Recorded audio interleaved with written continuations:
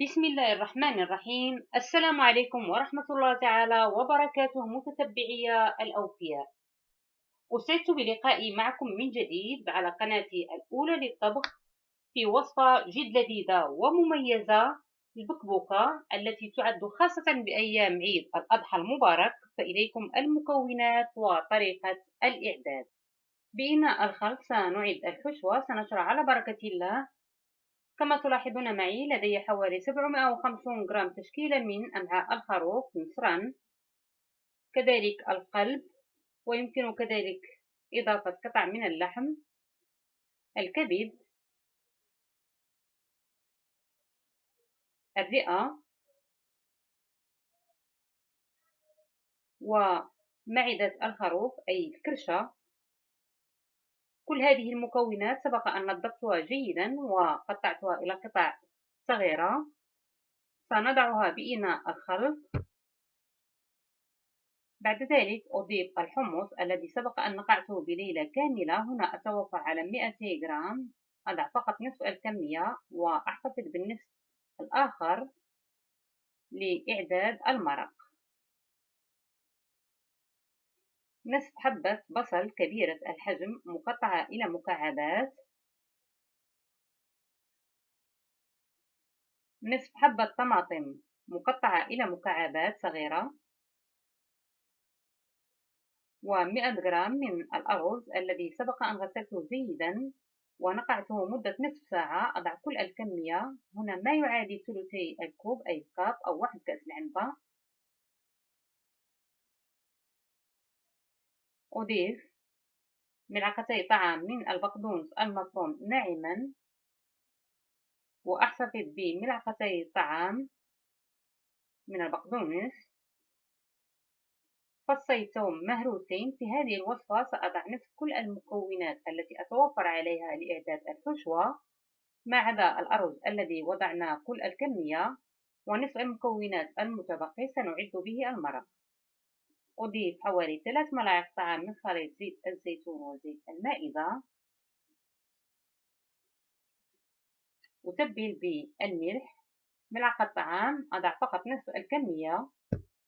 بالنسبة للتوابل سنضع فقط نصف الكمية والنصف الآخر نحتفظ به. نصف ملعقة طعام من الكركم، نصف ملعقة طعام من الكمون، نصف ملعقة صغيرة من الفلفل الأسود البزار، نصف ملعقة طعام من الكراوية، نصف ملعقة طعام من الزنجبيل، ونصف ملعقة طعام من الفلفل الأحمر الحلو تحميرة. سأضيف كذلك نصف ملعقة صغيرة من مسحوق الفلفل الحريف المجفف سودانية، وهي اختيارية يمكنكم الاستغناء عنها تماما. وأخلط كل هذه المكونات مع بعضها البعض حتى تتجانس ونحصل على حشوة متبلة جيدا. بالنسبة لمعدة الخروف فيمكن تعويضها بمعدة الماعز أو البقر حسب ما تتوفرون عليه. بعدما حصلنا على حشوة متجانسة، بالنسبة لمعدة الخروف أي الكرشة فقد قطعتها وشكلتها على شكل أكياس متوسطة الحجم بإخاطتها من الأطراف. تركت فتحة بالكيس حتى يدخل معي حشوها. سنخيطها بعد ذلك لإقفال الكيس. لاحظوا معي بساطة وسهولة تشكيل هذه الأكياس. كذلك يمكننا تركها على هذه الجهة كما تلاحظون معي، أو يمكن قلبها إلى هذه الجهة حسب ما تفضلون. إذن بالنسبة للأكياس فتشكيلها بسيط وسهل، نحتاج فقط لإبرة وخيط. سأريكم طريقة تشكيل كيس. نأخذ قطعة من الكرشة وسنحتاج هنا فقط الإبرة والخيط. أبدأ في إخاطة الأطراف حتى نحصل على كيس متناسق. نحاول أن نخيط بهذه الطريقة حتى يسهل معنا إزالة الخيط بعد طهو البكبوكة.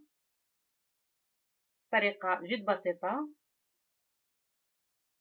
وسهلة. الخيط المستعمل هنا هو خيط المطبخ.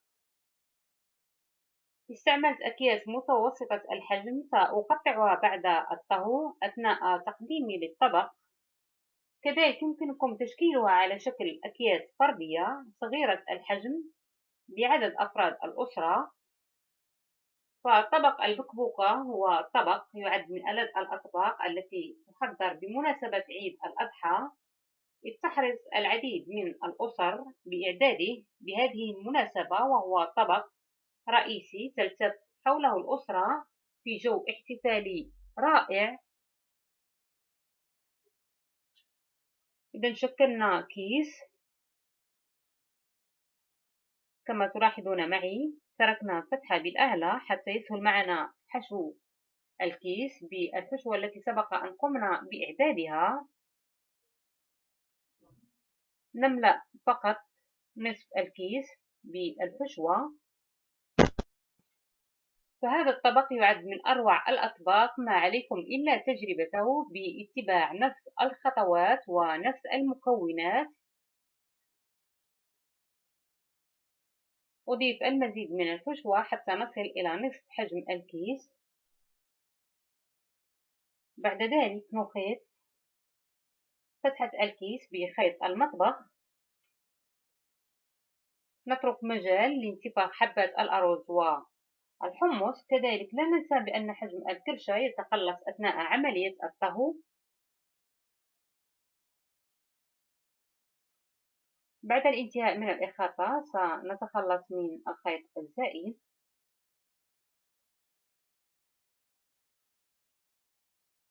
وأوزع الحشوة بالكيس. كما تلاحظون حصلنا على شكل وسادة.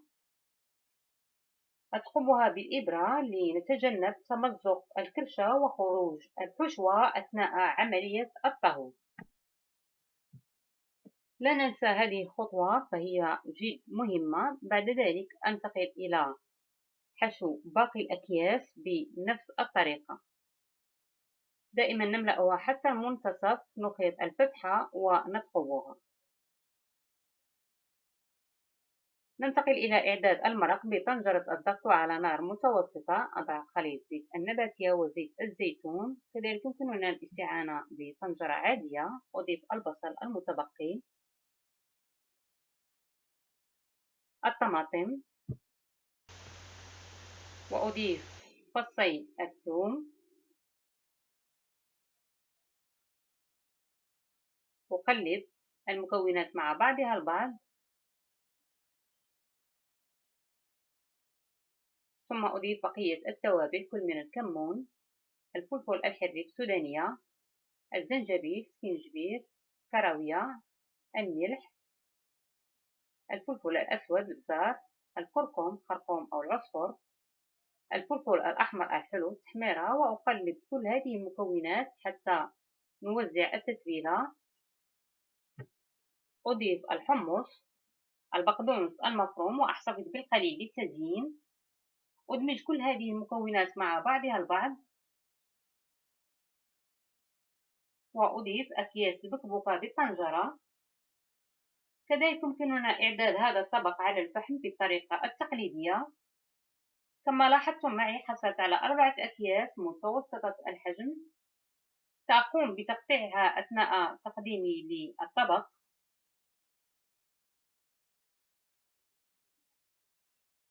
أضيف 750 ملل من الماء، ما يعادل 3 أكواب، أقصد الكاب، أو 4 كؤوس ونصف قياس كأس عنبة.